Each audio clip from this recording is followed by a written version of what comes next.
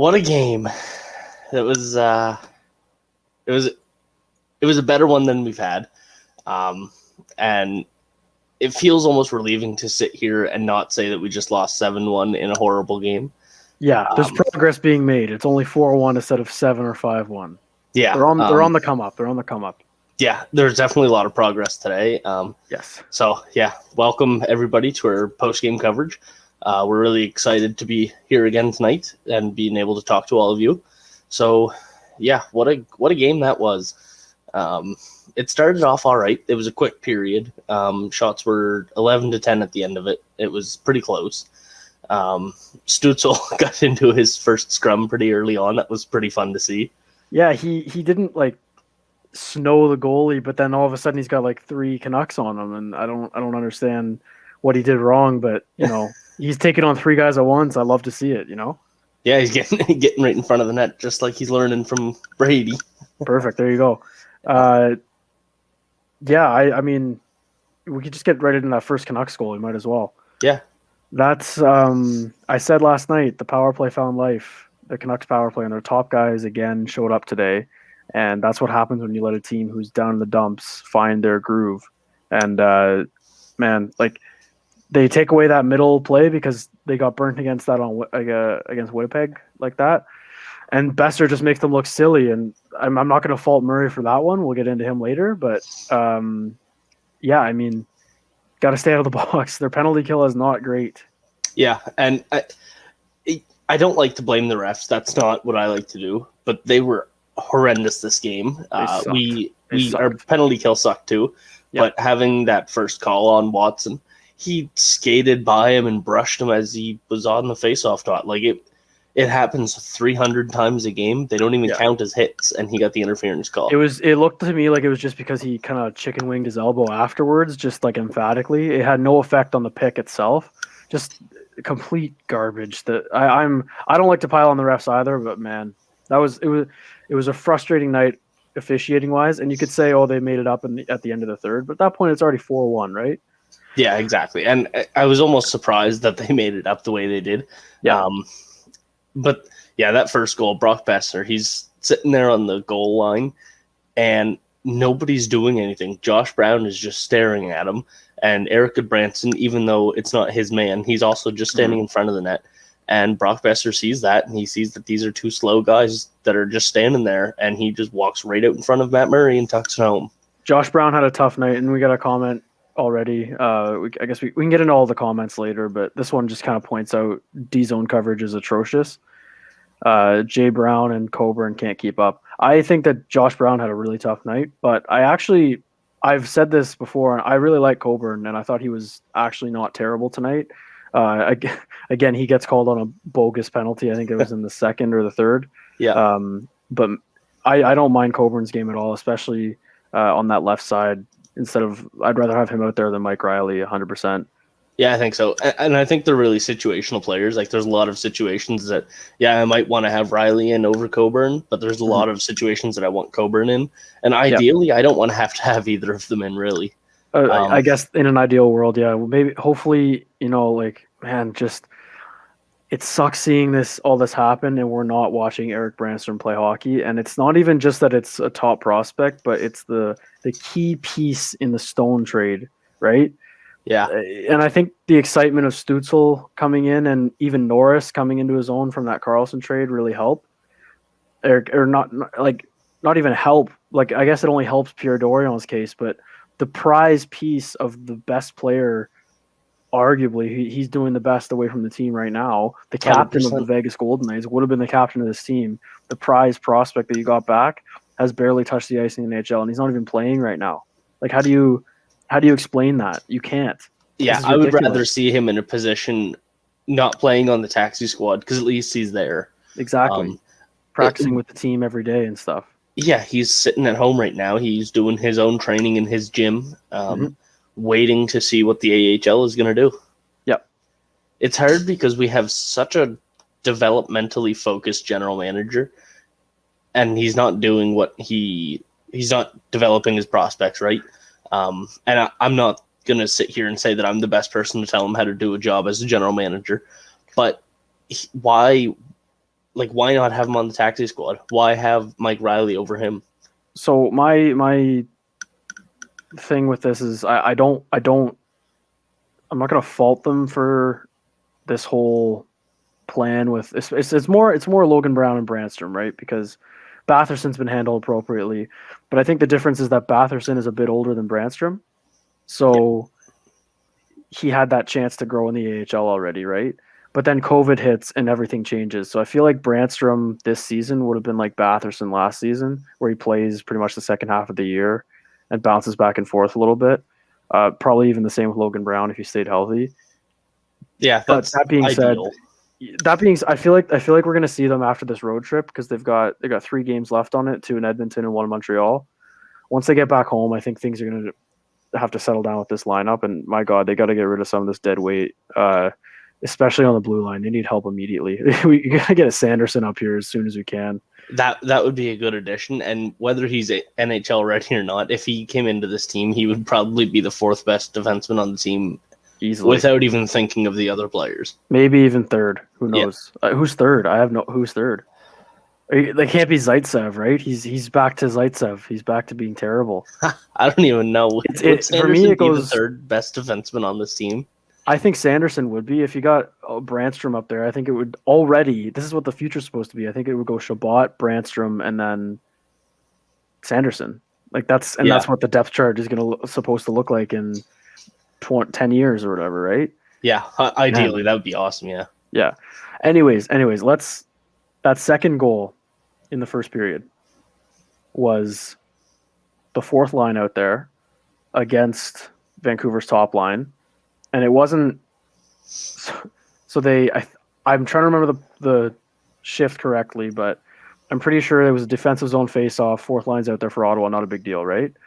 Vancouver's top line isn't on yet. And then it's a longer shift for the 4th line, and then top line gets out there. So whenever that Vancouver top line was on and they were dominating, if you checked who was on the ice, it was Ottawa's 4th line and always. And not Shabbat, because anyone but Shabbat on the blue line. Yeah. So they took advantage of that.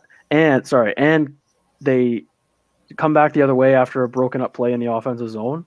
That wasn't like a 3-on-2 rush by the Canucks. They were going as slow as you possibly can when you're on the attack. And the fact that no forward caught up to Pettersson is ridiculous. I know. Right? Because they were right in the middle of a change, it looked like. Yeah. But they weren't in the middle of it. They already changed. But the ice still looked like they were. And the whole side of the ice was open, and Holtby just sent it right up the ice, and he just walked in, and it was easy. It was too easy, and it was more of a fluky goal, I guess. It goes through the block of, I don't know who it was, Zaitsev maybe diving. That's a fluke, obviously, but the bounces are piling up against the Sens, and they're not getting any, and they've 3 goals in the last 3 games in Vancouver. That is just... And as an offensive player too, you got to just be like, get me out of this building and out of this hotel. Like, just change anything for me. Yeah, like it's something. They're just not having it on that road trip right now already. No, it leaves you speechless. Honestly, I can't even. It's so numbing mentally, the fact that they just like it was the same thing over and over. The only good thing is that this game, I feel like they actually played a full game. They started to give up. They started to give up when they were down 2-0, but then something changed, and last 5 minutes in the period, they started coming back and started being resilient and putting up a good fight, and that was the end of the period. So we can move on to the second period here. And I had the goals mixed up. So the Holtby stretch pass was this goal, the 3rd goal right at the beginning of the second period. Where he just sent it all the way up the ice, and it looked like there was a line change going on, which there was, but there was enough time for somebody to get over there, and there were 2 Canucks players on the boards just wide open, and they skated in together, and just effortless. Like, they didn't have any challenge by anybody. I think Matt Murray looked okay on that play. He didn't make the save, but you can't even blame him on that one. On the stretch pass? Yeah. I'm going to go the opposite. I'm placing that. That's a bad line change, but man, a shot from the outside of the dot, he has to have that. Same spot that Sutter shot from in that first game. Exact same spot, and they shot pretty much the same spot. It's the stick side coming from that wing there. And man, I wrote like, so the broadcast said, I was on Sportsnet's feed. I don't know why, but it was a Canucks home broadcast pretty much. So very biased, but I don't know if you remember, but when Murray was on Pittsburgh, Besser scored 2 hat tricks on him in one season. I think it was his rookie year. It was Besser's rookie year. He got 6 goals in 2 games against them, all on Murray, all 6 on Murray. Then he scores that first one, like it's his 7th goal on Murray, and then he gets again. It's 8 goals on Matt Murray. Like, talk about a player having a guy's number, right? Yeah, really though. And for a guy like Matt Murray, he's 26. That's when most goalies come into the league, and he's got 2 Stanley Cups already. Yeah. You need that guy to make those saves and at least learn that when Brock Besser comes in on that wing, he's going to shoot this side. But if you're DJ Smith, do you go back to Matt Murray on Sunday, or do you throw Hogberg in, or do you get Decord up in there because he's on the taxi squad? Like, I say you throw Decord in 100%. I think everyone's saying that because we just need some kind of change. You're going up against Connor McDavid and Leon Draisaitl. I think they lost against the Leafs tonight, but they're scoring 3-4 goals a game every game. They haven't at least. So, they did lose. Okay.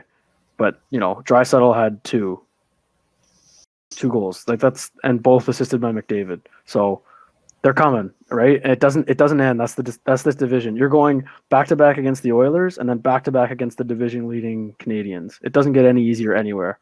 This was supposed to be the easy part for the Sens, and they scored 3 goals. Like, it's not enough. We need something to change. And Schlappick was a good new fresh set of legs. I liked him, yeah. He didn't stand out at all. I don't even think I realized he was in the game until halfway through the second period. He was that quiet. He didn't play much. That's been a good thing on this team. Yeah, well, that's the thing. I think tonight, you got Watson 8 minutes and Schlappick 6. Yeah. That's 4th line minutes. That's what you want. Paquette had 10, a lot of penalty killing time, which I actually liked him a lot on the PK. I know they weren't really good, but yeah, he didn't look too bad at all. He went 75% on the faceoffs out of 4 faceoffs tonight. Oh, here we go on faceoffs again. Guess who's around the 30s again? Chris Tierney. I know. Shocking. He can't be playing center anymore. Like, there's nothing that's averaging a 31% over the last 3 nights against Vancouver. So here's something interesting too. White struggled on that line. He was 25%, but Nick Paul 80%. Both on the same line. Why don't you just slide Paul to take the face-offs and White can play positionally? Yeah, you're right. Nick Paul went 4 for 5. Colin White went 2 for 8.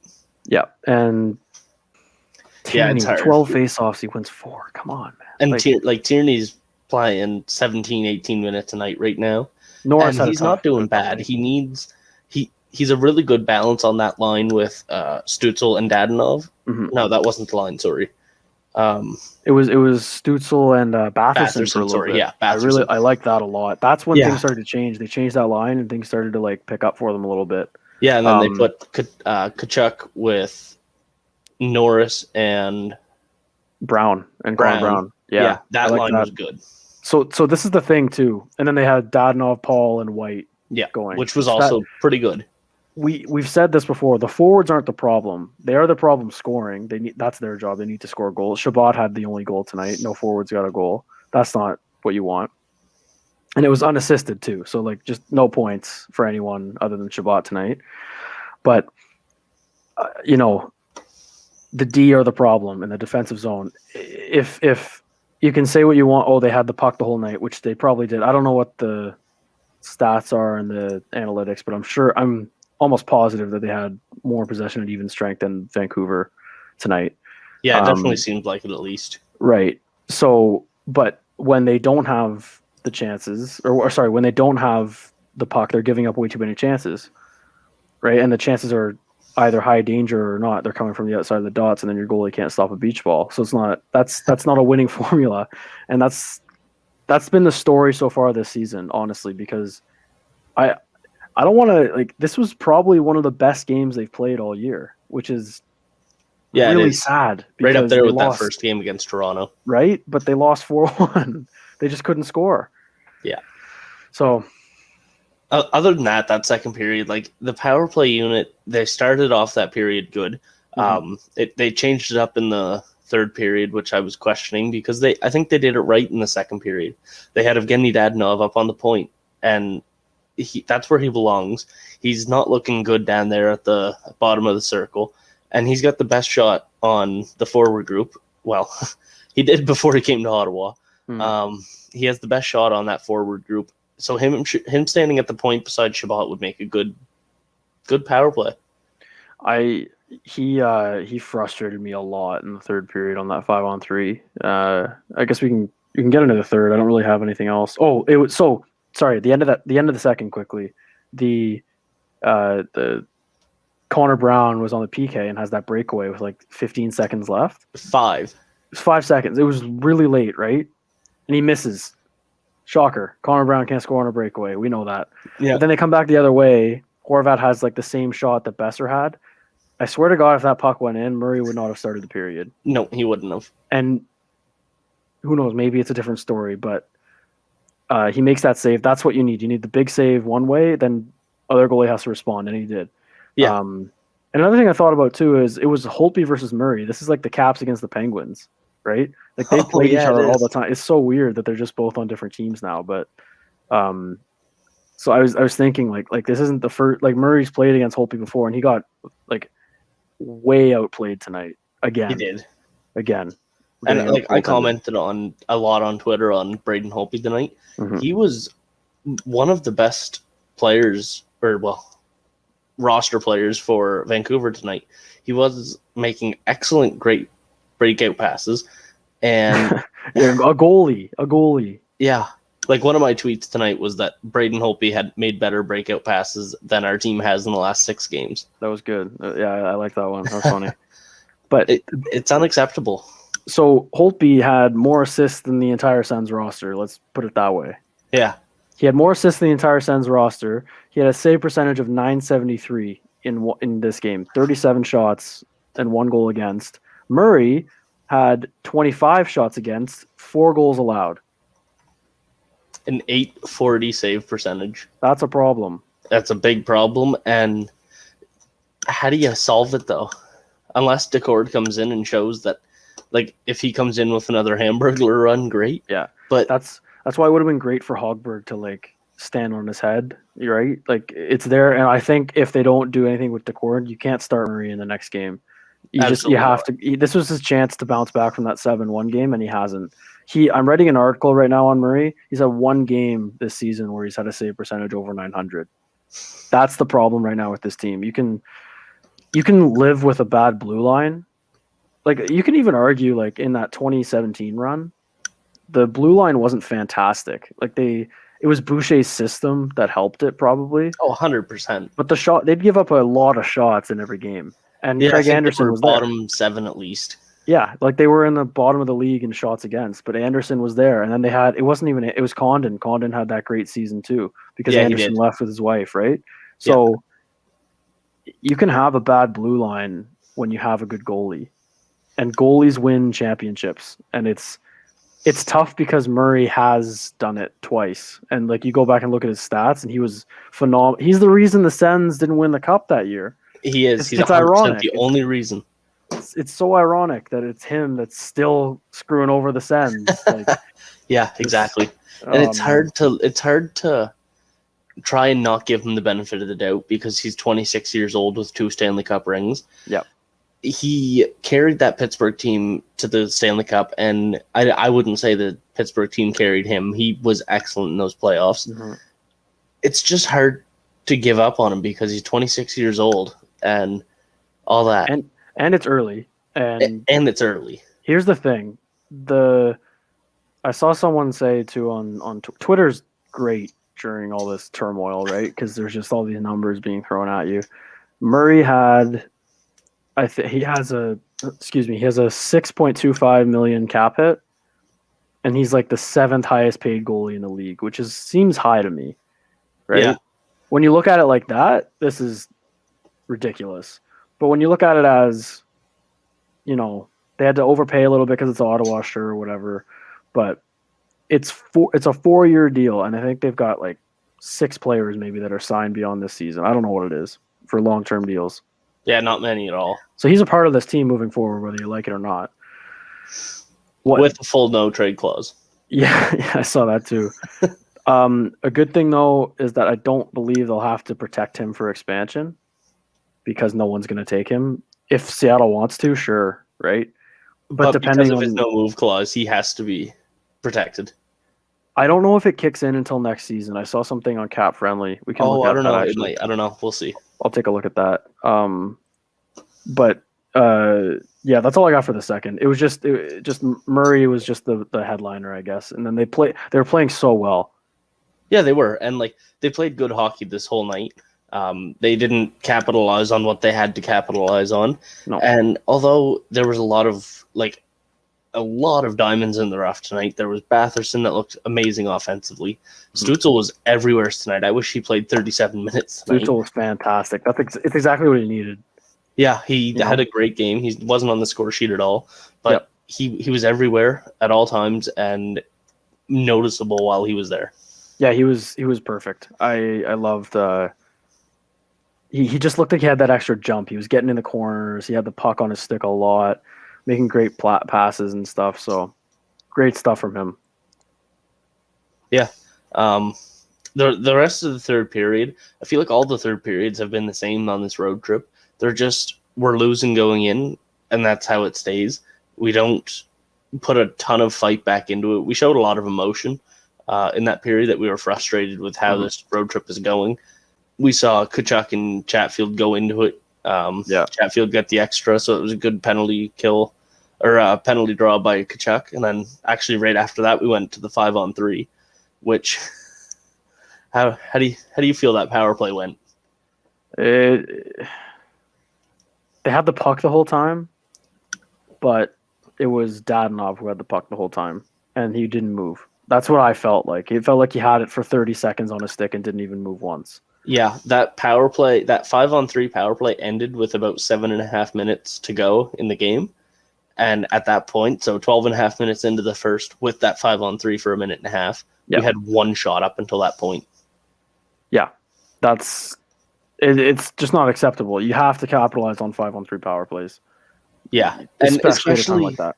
Yeah, especially when you're down 4-1 at that point. 4-1, yeah. And you're on this 7-game losing streak now. And that's the first time I said that out loud. And yeah, this makes it 7, right? I'm losing track. I don't even know. This is game 8, and we've only won the first one. Yeah, pretty sad. But other than that, it was a pretty quiet third period. You saw Tkachuk go at it with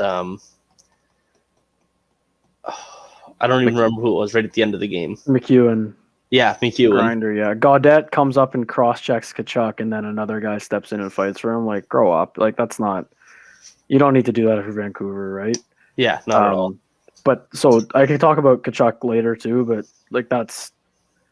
We were saying last night, like, he wasn't showing a bunch of emotion, and it's a bit concerning, but, man, he just turned it up to 11 tonight. He had 12 hits. He was credited with 12 hits tonight. Got him on my fantasy team. There you go. That's a great night for that. Yeah. 5 shots, 7 penalty minutes, 12 hits. Perfect. Yeah, absolutely. Any day of the week. Yeah, that's pretty much all I have for the third period, honestly. I don't know if you have anything else to add. I just got Dadonov can't move his feet, and then a couple swear words. Like it was just so frustrating. He's got cement slippers on the ice. Yeah. Oh man. So we'll move into your 3 stars. Who do you have for tonight? All right. So my third star, I got Timmy, because he had his legs, he was moving, and he got rewarded. Right. He had 15 total minutes of time on ice. And that's perfect. He's climbing the ladder. That's 3 more minutes than he had last night. And you could just tell he had more confidence with the puck on his stick, which is exactly what you want for him.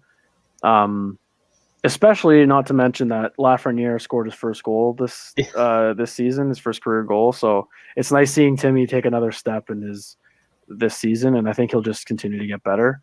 I would like to see him play with Colin White though, instead of Tierney. So we'll see. Like I'd switch Dadonov and Stützle, get Paul White and Stützle going, but you can fiddle around with those top 9. Then my second star, I got Shabbat, because we didn't even talk about it. What a goal! That's just that's a highlight reel right there. And it was right from the red line. Right from the red line, and he boxes out Quinn Hughes, right? Like, Hughes is no slouch of a defenseman. Yeah, so. like that's a hard play to make, and he outmuscled Quinn Hughes, who is one of the fastest defensemen. And he just kind of jammed it in through Holtby. Like, he didn't shoot it or anything. He just kind of forced the puck in. That's what you want. And then so a lot of people on Twitter were just like, Shabbat needs to just say, you know what, I'll do it on my own a lot more often. Yeah, really though. And that's exactly why right there. That was perfect. And then my first star, I got Kachuk, because he was just all over the place tonight. Five shots on net. Like, he's just all over the. He was pissed, and I liked seeing that. It sucks, and I'm sure he doesn't like being like that. He'd rather win. But man, showing emotion like that is what gives me faith in this team. They were playing their hearts out tonight, and that's the captain of this team in the future. And I've been on in his boat since last season. Like, he's the captain of this team next season if he signs that extension. So we'll get 100%. Yeah, I think if you're Pierre Dorion, you go essentially with give him essentially what Shabbat has. Give him 8x8. I don't care, and give him the C as well. Like, that's his bonus right there. Yeah. So we'll see how those negotiations go. I'm sure as the season goes on, the speculation will keep rising. But yeah, that's my 3 stars. Pretty much same. I agree with everything you just said. My 3rd star of the night, I'm going to give to Connor Brown. Mm-hmm. He, especially that breakaway. I mean, never going to expect him to score on a breakaway, but if he could though, easily a top 15 winger in the league if he could score on all of his chances. Yeah. He just creates so much out of nothing, and it's really impressive to see out of a sweetener in a trade to take a bad contract. It is. Anytime I think of Zaitsev, I'm like, Connor Brown, we're good, right? Yeah, I would have even done like CC for Zaitsev straight up, honestly. Yeah, even the term on the contract. I think Zaitsev's got 3 years left. Yeah, he does. Yeah, but 4. He's got 4 years left. But yeah, I'd take Connor Brown as my 3rd star, just defensively and offensively. Agreed. 2nd star, I'm gonna go with. I'm gonna go Thomas Shabbat.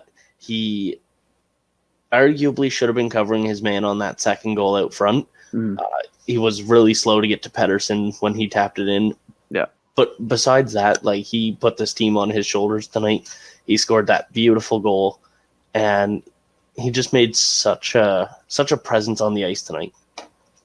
Agreed. Yeah. And like you said, Brady Tkachuk, 1st star. Mm-hmm. He came out and he played like he wanted it. He was an offensive machine tonight, just going everywhere, crashing the net like he's like he does, really. Yeah. But yeah, he just proved himself to be such an important part of this team with those 12 hits, because he just came right out of the gate with them. He had 8 at the end of the second, 4 at the end of the first, and it was just so consistent with his game tonight. He's the captain of this team moving forward, and 100%. And either way, you pick Shabbat. Like, both of those guys put the team on their back tonight. Yeah. The thing about Shabbat, he looked like he got a little shaken up at the end of that third. Yeah, he hit his knee pretty hard on that post. That could have been bad. That reminded me of Stamkos, like the way he went in and like broke his fibula there. Yeah, a while back. But man, that it doesn't seem like it's anything too serious. But boy, that could have been bad. But yeah, they both put the team on their back tonight. It sounds weird saying this, but since they lost 4-1. But yeah, really though, the big boys showed up tonight, which is all you can ask for, I guess, in this kind of season. Yeah, and I also want to give an honorable mention to Colin White. Again, I think after tonight, he's earned his spot on this roster. He's not going anywhere. If he starts to go downhill, then he might get scratched again. But if he keeps playing anything like he is right now, then he's just... How much ice time did he have tonight? He had a total of 16 and a half minutes, and that's exactly what you want to see out of him. Yep. That's Colin White, and he was 4 shots on net. That's good. Yeah, it's exactly what you want to see out of him, and it's good to see him come back into the role that we wanted him to be in. So this is the thing about the series against the Oilers. they're gonna get it's gonna be a high scoring Very high. series because they can't defend for their lives. Now that being said, the Canucks were the worst defensive team in the league before this series. Their goaltending bailed them out completely. Like how many, like especially this game, how dominant did the Sens look? They were their offensive production was incredible. Like they obviously didn't get the goals, but if you were to watch the game and not see any of the goals and not know who won at the end and just see a 4-1 score, automatically you'd think the Sens won, just based on possession, right? So if they play like that against the Oilers, they're gonna like McDavid and Draisaitl can't be out there all the time. They're gonna benefit, that this forward group right now. You don't touch it, in my opinion. No, I don't think so either. And I think Stefan might bounce back and maybe earn a spot on this. But who do you take out? Like even Paquette looked good on the PK tonight. I don't know. And if I was DJ Smith, I would not hesitate to just put that top line out against McDavid and Draisaitl. Just do it because you're gonna have to. You can't. You're on the road. They're playing every other shift pretty much. You can't not have them out there. They're gonna suffer. Realistically, everybody's gonna have quite a bit of time against them tomorrow night. Yeah, or the next game. Sorry, I think it's on Sunday. They got a couple nights off. Yeah, so that'll be nice for them maybe. But yeah. Yeah. So in that next game against Edmonton, who's got to be better? Oh well, you want to go first for this one? I feel like we have the same people. Yeah. Matt Murray. Or, well, no, I'm not actually going to say Matt Murray because I don't think Matt Murray's going to play next game. Good point. I don't think he has to be better because he won't be there. I'm going to go Zaitsev, and only because of the standard that he set for himself this season. The bar is high. The bar is high for him. Like he started off doing great, and the last 2 games now he's just kind of plateaued back to a little bit above where Zaitsev is expected to be. Yeah, but like. He's still not playing bad hockey. He's just not to where he set the bar earlier, and I don't expect him to stay there, but I don't think it's too hard to ask for him to go back there, at least for a few more games. Because it was simple hockey. He wasn't doing anything crazy, Yeah, he was just playing good. He's smart. Exactly. Yeah. I'll go with Murray just because. Yeah. Maybe not next game, but good God, man, you need a save every now and then, and he just didn't provide it tonight again. Like that's been the story all season so far. So that's what I got. It's so demoralizing as a fan. I can't even imagine as a player right now, especially like they're just like going through it. That third goal is a backbreaker because they were all over them in the second period, and then but one bad line change back to your net. You might as well just not even have a goalie at this point, right? Yeah, and I can only imagine how it feels for Matt Murray because you can't pretend he doesn't know this. No, he's not an idiot. Like he's aware that he's playing poorly, right? Yeah. He's a pro athlete. They know, and he knows he just signed that $6.5 million deal, and he's disappointing fans and Ottawa. And I'm not saying that there's no chance for redemption or anything. I think that he has it in him. I think that right now isn't the best example of it, obviously, but I think he has it in him to bounce back for sure. Oh, me too. And I'm not. He's sorry. I was looking at his stats because I'm writing that article about him, and I think he had it was in 2019. So that season, 2018-2019, that he had a really good save. Like he had a great season in like a small sample size. He only played like 50 games, but that was a good year. And then he had a tough year the next season, and now he's in Ottawa. Like it's not like he's like 10 years removed from these 2 Stanley Cups. Like they happened a couple of years ago. Yeah. So it's not out of the realm of possibility, but with every passing game, when there doesn't look like any improvement, it's so tough to see that. So maybe he needs a couple games as the backup, right? Yeah. Who knows? Maybe he doesn't need that. He doesn't want that pressure on him, but then I don't know who you throw in there. You throw Hogberg in. He hasn't been great either, and I think it's got to be Decord. Yeah, and it's not going to hurt to put Decord in. What's the worst thing that's going to happen? We're going to lose 7-1. Get worse again, man.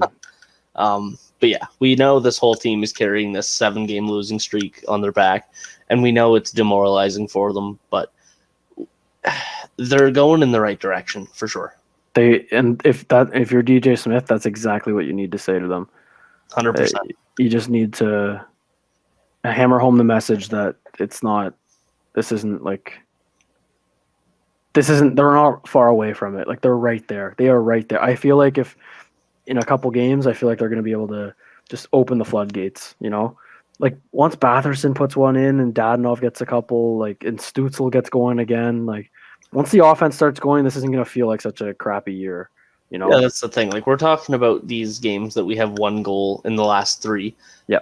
like one in each, and we're talking about how our offense looks good, but they're not producing, and they're just, it baffles me. They're like, I don't see anything wrong with that forward group other than Dadonov not shooting on the power play, and yeah, we just have to be better. We have to find the lucky bounces. We have to find the back of the net. Yeah, and they're so due. And the Oilers are, I think, the perfect team for that to happen. I think so too. And unfortunately, I have Mikko Koskinen on my fantasy team, but oh boy, I hope we light him up. I'm benching him. Yeah, I think that's a safe bet, honestly. Yeah. All right. Well, you have anything else to add tonight? I got nothing. That's All it. right. Well, thank you everybody for joining us. It's been a great time talking to you.